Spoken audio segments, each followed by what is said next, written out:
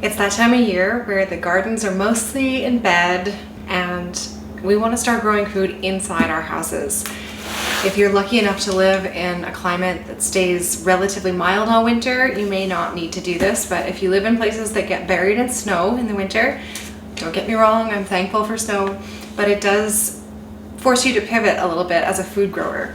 Luckily, there are lots of great options for growing food inside in the winter, and one of those options is mushrooms. This box right here is from Grow Mushrooms Canada, and I have been purchasing their mushrooms for, I don't know, a lot of years, maybe 8 years.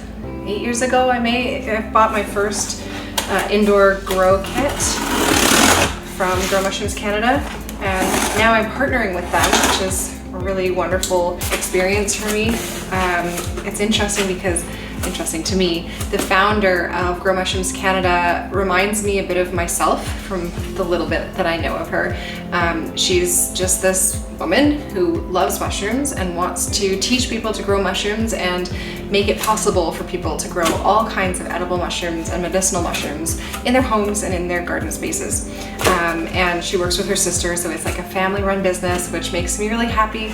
They're based out of BC, so not local to me. I'm in Guelph near Toronto, Ontario, but local enough.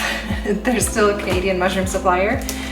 And they've sent me these mushrooms to try out, to show everybody how they grow. We have one blue oyster. There's a bunch of different colors or hues to the oyster mushrooms that you can grow. Pink, yellow, white, blue. I chose blue because it's the most photogenic, I think. It's sort of a grayish color, grayish purplish color. Violet, I don't know my colors that well, but it's a really beautiful mushroom to grow inside, and you know, I want to take pictures of everything I'm growing, so it's important to me.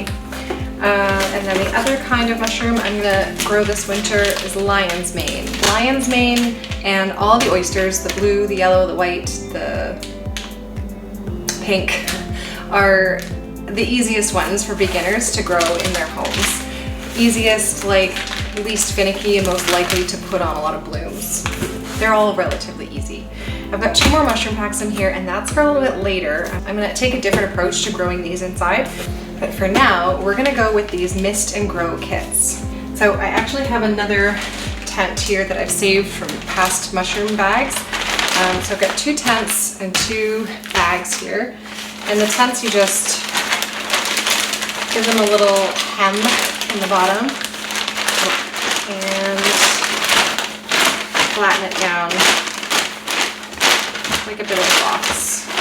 And now it's a tent that we will put over our mushroom kit.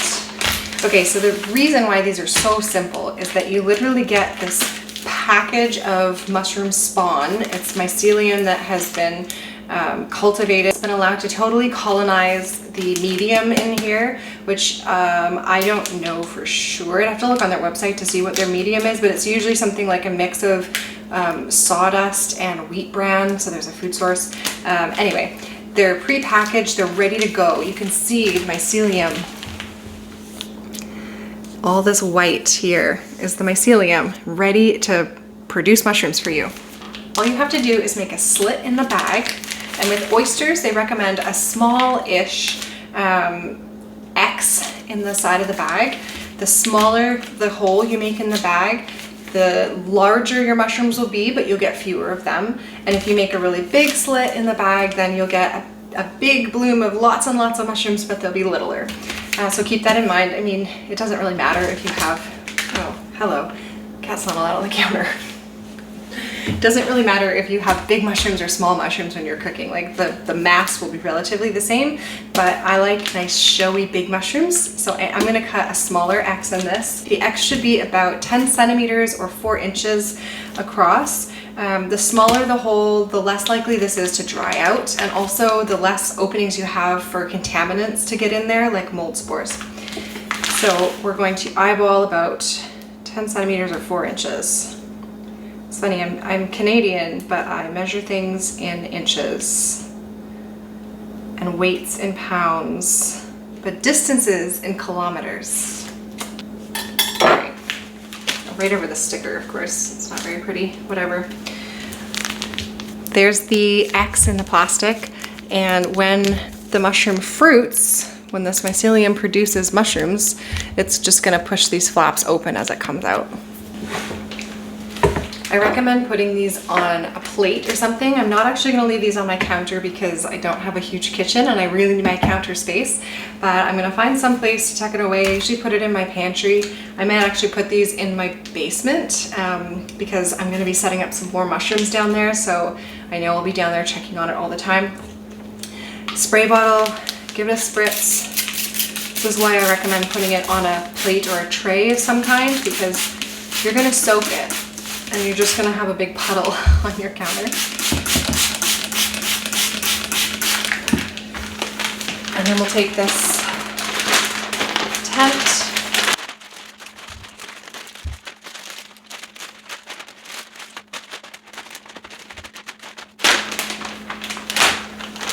All right. My tents are always on the floppy side, but it doesn't matter at all. And you just cover it up and you leave it. I spray it once a day at least. In our colder winters, we have the furnace on all the time and it really dries the air out. And so I do try to spray it whenever I walk past. You can spray the inside of the humidity tent. It has a bunch of holes in it so that it doesn't get too humid in here. There's a little escape there. Okay, let's say that you are trying lion's mane mushrooms this year. For lion's mane, Grow Mushrooms Canada recommends doing a slit along the top third of the bag. Just a horizontal cut right here, because when lion's mane grows, it grows out and down like this, so you need room for it to hang out.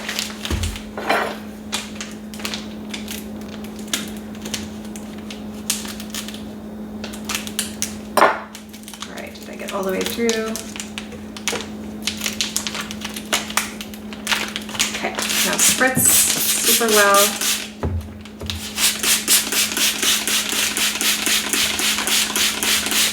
Spray bottles are at a premium in my house. We use them for a lot of things. I mean, I sometimes spray orchids and things like that. We spray my son's hair before we cut it, and gosh, I don't know, I put like insecticidal soap in it when I'm treating some houseplants or seedlings.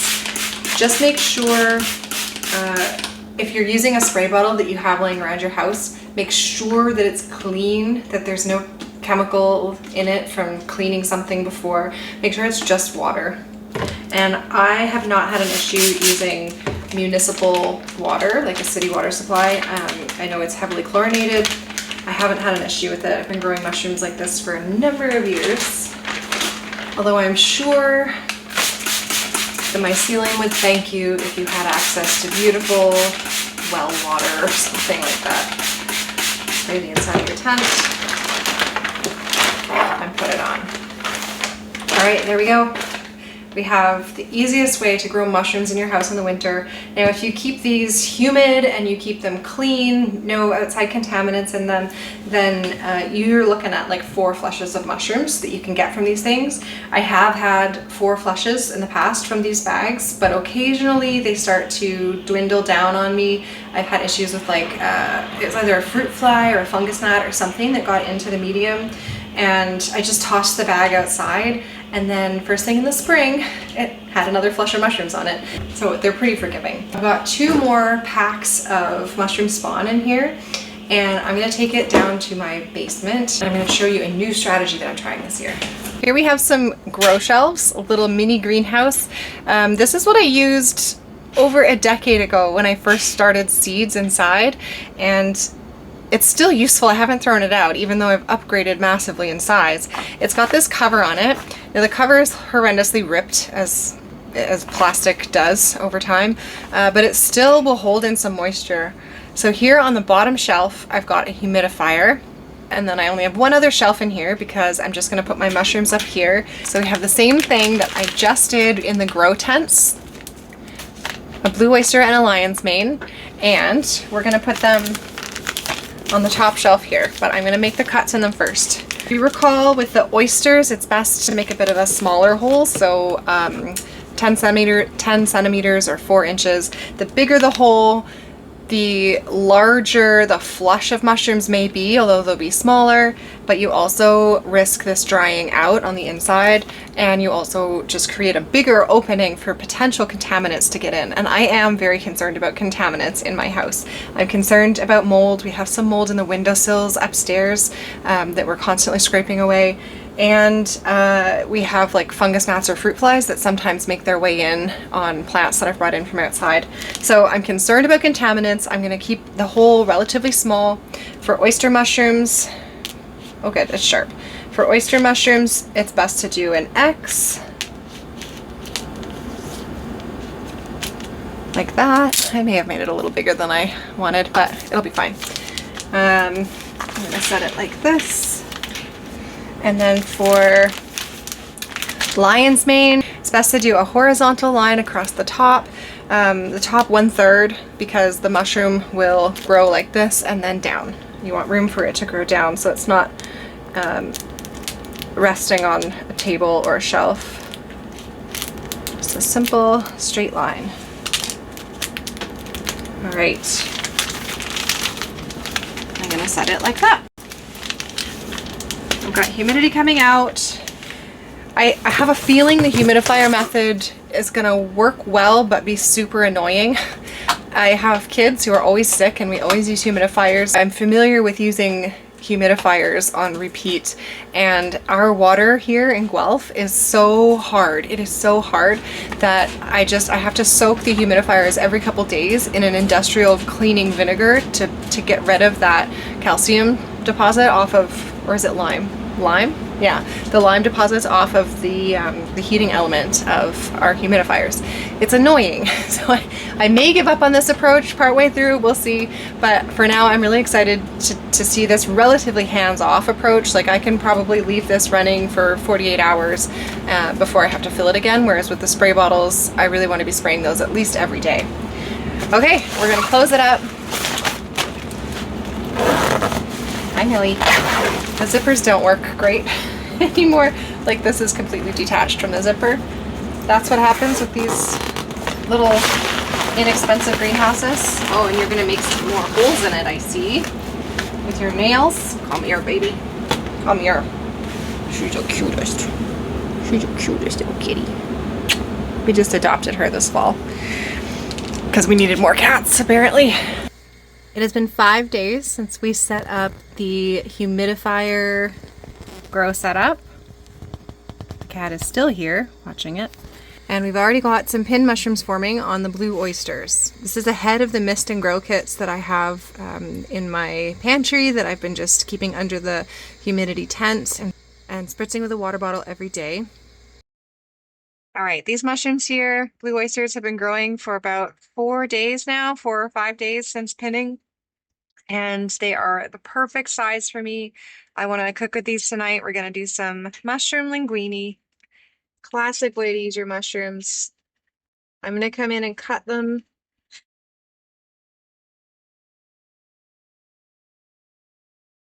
Cut them right at the base.